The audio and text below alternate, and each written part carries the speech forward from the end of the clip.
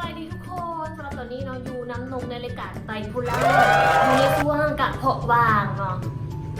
มื้อนี้นกจะมารีวิวกาแฟไฮโฮดังประเทศลาวก็คือมีสีนุกมีโจมามีแบ็คแคนยอนมีอเมซอนแล้วก็มีดาวไฮโฮดังในประเทศเฮาเนาะสั่งมามื้อนี้จะมากินในรสชาติของมอคค่าฮ้อนดอกน้อยนั่นล่ะว่าละลานตาเขาจะมากินวันนี้จะเป็นอะไรวะเดี๋ยวจะมาเริ่มกินกันเลยเดี๋ยวเริ่มจากสีนุกก่อนเลยกันนะ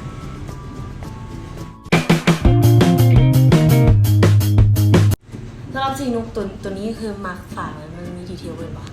เห็นบอแบบนี่ลองชิมเลยคุณกันเลยสิวะเดี๋ยวชิมเลยไส้โอคิมเย็นเดียว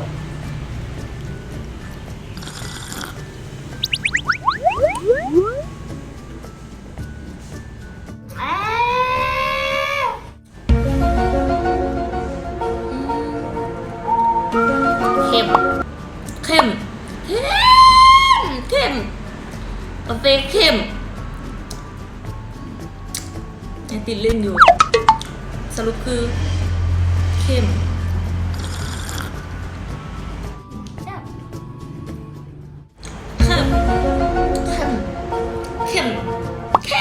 สรุปคือเข้มเดี๋ยวดมมือหอม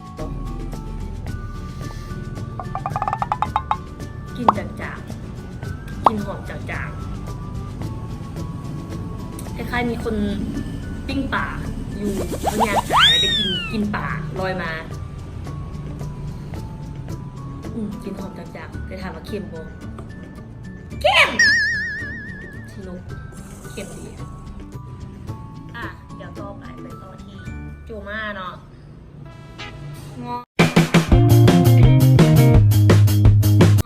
แพ็กเกจจิ้งโอเคเลิศเวลามาเฮาเดี๋ยวซิมา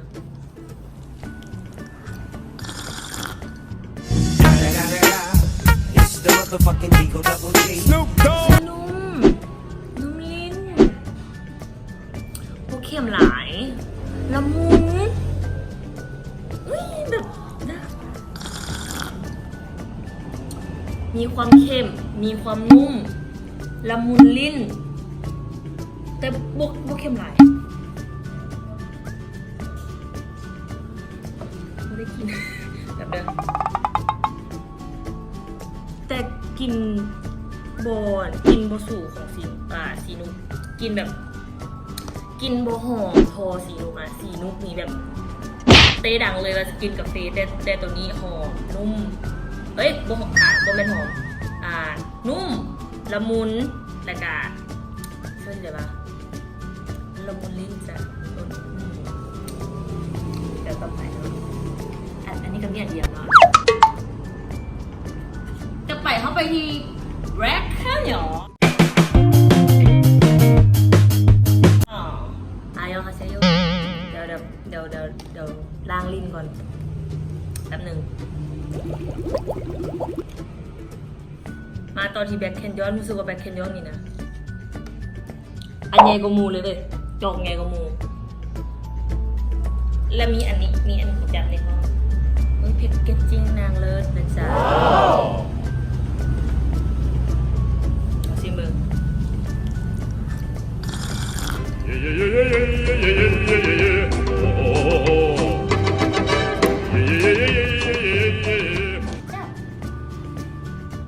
แบ็คแคนยอนรู้สึกว่าละมุนเข้มแต่บุคคลนุ่มดิ้นเข้ามาเลยบุคคลหมายถึงบุคคลนุ่มมาเลยหอมแบบจางแล้วรสชาติกระจายไว้หนึ่งเจ้าเพี้ยนอะไรแล้วต่อไปเดี๋ยวพ่อไปกินปูอเมซอนนอกคือตัวนี้นะจ๊ะ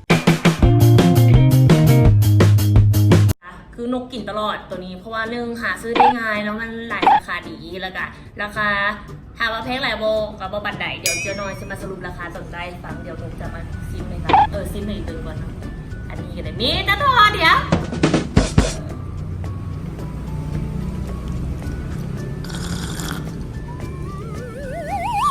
ซึ่งกินเป็นประจำอยู่แล้วเจ้าฮูดีว่าตัวเนี้ย1เค็มหอมเข้มหอมละมุนจะถามว่านุ่มบอกแล้วนุ่มกับนุ่มอยู่แต่โบปานใดตัวได้อยู่โอเคโบเข้มหลายแต่ว่าเข้มแต่ในความเข้มมีความละมุนแล้วก็หอมเนาะสำหรับของเราเป็นสำหรับของเราจ้า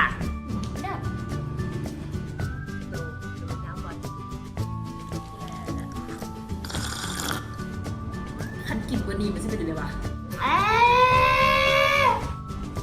คนบ้าอย่างกับกินฟรีค่ะโจต่อไปเนาะอันสุดท้ายแล้วก็คือของดาวคอฟฟี่นี่นะจ๊ะดาวก็ได้นะว่าลงแล้วดาวสำหรับเจ้ากาแฟของเพิ่นสีสันถือว่าผู้ดีขนาดเลยนะสีสันผู้ดีมากๆแล้วก็เพิ่นติดอันนั้นเนี่ยก็เพื่อนอันนี้นะตีสกอตมาให้น้ำเพื่อเอากันไว้มันเฮียนี่ก่อน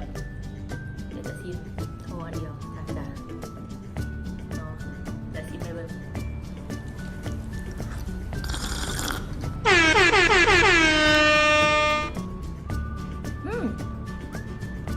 สำหรับคนที่มัก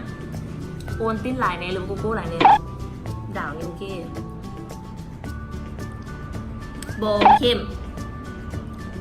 นุ่มละมุนแป๊บนึงเดี๋ยวหอมแบบจางๆโบเข้มละมุนนุ่มหอมแบบจางๆแล้วดาวเดี๋ยวจะมาสรุปให้ฟังแล้วกันเนาะเอาเป็นราคาก่อนเนาะก็คือราคาที่ถึงที่สุดกับตัวนี้15,000 กีบ2ตัวนี้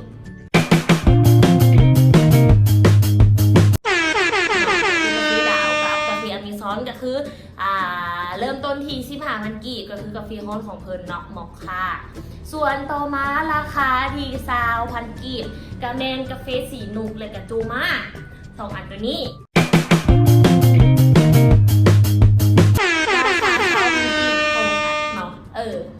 ขนาดใกล้เคียงกันส่วนราคาที่แพงที่สุด21,000 กีบเป็นตัวนี้เป็นย้อนจากตัวนี้แต่ว่าหลาด21,000 กีบกับ20,000 กีบไปกันเล่นกันพันเดียวแต่ว่ามันจอกไงก่อนอาจจะด้วยแพคเกจจิ้งบอกหรือว่าอาจจะด้วยปริมาณที่ได้หลายคนโมลราคาจึงแพงกว่าส่วนต่อไปรสชาติที่นุกว่านุกโอเคที่สุดเดิมอันนี้แค่ความคิดของเราบอกเกี่ยวกับความคิดของอื่นเนาะก็คือรสชาติกาแฟหรือว่าความมักในการดื่มกาแฟเนาะเป็นรสนิยมของไผ่ของมันเนาะความมักของไผ่ของมันซึ่งอันนี้นกที่ออกมาบอกนี่ก็คือความมักส่วนตัวของนกเองส่วนรสชาติที่นกคือว่านุกโอเคที่สุดและความมักที่สุดเนาะขอเลือกซูมะขอเลือกตัวล่างเลยเพราะรู้สึกว่าหนึ่งมันนุ่มลิ้นนุ่มละมุนลิ้นหลายเลยค่ะรู้สึกว่ารสชาติมันกลมกล่อมหลายกาแฟโบนักเกินไปแล้วก็โบจางแต่ว่าถามเรื่องกลิ่นนี่กลิ่นหอมแบบจางๆสินะแต่ว่าโดยรวมมันก็โอเคสำหรับนุ๊กนะแต่ถ้าถามเรื่องแพคเกจจิ้งโบอยู่เนี่ยนุกมักโซงตูนี่คันว่าเรื่องแพคเกจจิ้งคือแบบเบิงของโจมาแล้วรู้สึกว่ามันดูดีเบิงแล้วรู้สึกว่าทันสมัยดูดีมีคลาสบอกไปเสร็จแค่มาสรุปขึ้นมาส่วนของแมคเคนยอนเนาะรู้สึกว่า ด้วยการที่มันมีแนวจับแบบเนี้ยรู้สึกว่าถ้ามันฮ้อนมาแล้วเราจับมารู้สึกว่ามันโอเคเลยแต่ถามบอลเลือกสีนกมักของดาวกับเป้ดาวรู้สึกว่าสีเหมาะกับผู้หญิงคือเขาแต่ถ้าผู้ใดที่แบบมักรสชาติเข้มหลีเนาะในน้ำสีนกกินเข้าไปแบบตื่นทันทีเลยเพราะว่ารู้สึกว่าทั้งของสีนกรู้สึกว่าเพิ่นจะอัดแน่นมาด้วยกาแฟที่หลายเลยแหละแต่ทางรู้สึกว่าไผ่มักแบบหวานๆในน้ำดาวอะไรนะใกล้เคียงกันรสชาติแซ่บสำหรับท้ายนี้นกกับว่าไปแล้วเพราะว่าจะเป็นราคาเพราะว่าจะเป็นรสชาติความหอมความนุ่มหรือว่าความเค็มต่างๆแต่ว่านกสว่ากาแฟเกิดคือกาแฟแหละแต่เรียกแต่คนมักซื่อๆมื้อนี้ก็เลยแบบว่าเขาจะมาปิดท้ายคลิปด้วยการเอากาแฟทั้ง5ยี่ห้อนี้ทั้งลาวทั้งต่างประเทศทั้งราคาถึงราคาแพงอะมาอยู่ในจอกไปเลยโอ้กาบอกไงจอกตัวนี้บาล่าอยู่ในจอกของเราเริ่มกันเลยก่อนสีถึกสีแพงก็มารวมกันในจอกเดียวแล้วกินเฮ้ยกินปันเดียวสิบนนอกปันเดียวเลยป่ะกินกาแฟเป็นหนึ่งปีเลยวะมาเริ่ม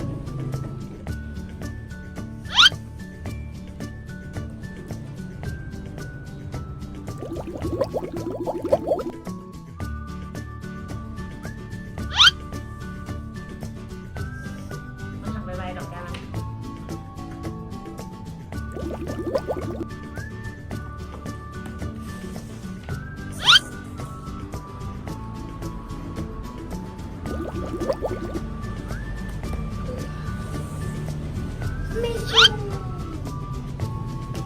อุ๊ยค่ะ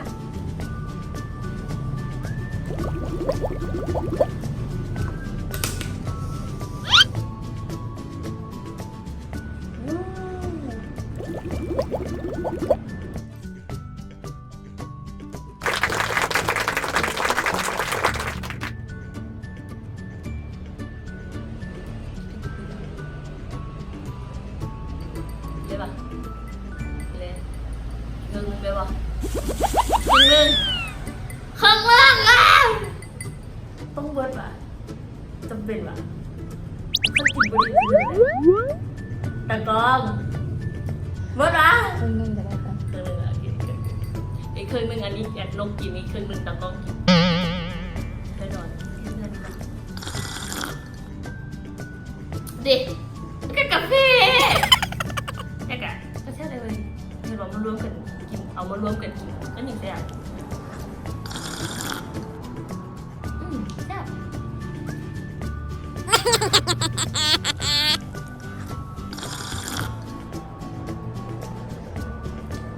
เบิ่งมูแรงเด้อมูรับเสร็จรอเสร็จหักก่อนเพราะคนนี้เธอเบิ่ง